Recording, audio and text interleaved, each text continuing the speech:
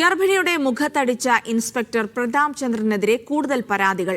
2023 പ്രതാപചന്ദ്രനും മറ്റ് പോലീസുകാരും ചേർന്ന് മർദ്ദിച്ചെന്നാണ് യുവാവിന്റെ പരാതി. പാലക്കാട് സ്വദേശിയായ സനൂപിനും സുഹൃത്തുക്കൾക്കുമാണ് മർദ്ദനമേറ്റത്. തങ്ങളുടെ ഫോൺ പോലീസ് മോഷ്ടിച്ചെന്നും സനൂപ് മീഡിയ വണിനോട് പറഞ്ഞു.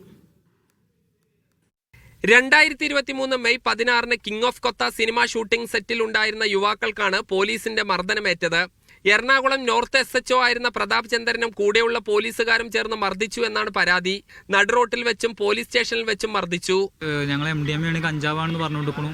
ഞങ്ങൾക്ക് വേറെ വഴിയില്ലാത്തതുകൊണ്ട് രാഹുൽ എന്ത് ചെയ്തു, അവൻ്റെ ഫോണിൽ വീഡിയോ എടുത്തു. ആ വീഡിയോ എടുത്ത് ഓർമ്മയുള്ളൂ ഈ CA പ്രതാപചന്ദ്രൻ ഡയറക്റ്റ് വന്നിട്ട് ഇവിടെ ഇടിച്ചിട്ട് ആകെ വിങ്ങിയിട്ട് നടു റോട്ടിൽ എന്ന് വെച്ചാൽ അവിടുത്തെ ആ ജംഗ്ഷനിൽ വെച്ചിട്ട് ആൾക്കാരൊക്കെ നോക്കിക്കണതിന്റെ ഇടയിലാണ് ഞങ്ങൾ തല്ലി. സിനിമയിലെ വിഷ്വൽ എഡിറ്ററായ രാഹുൽ രാജിനെ മർദ്ദിച്ച് ഫോൺ എറിഞ്ഞ് പൊട്ടിച്ചു. സനൂപിന്റെ ഫോൺ പോലീസ് എടുത്തു.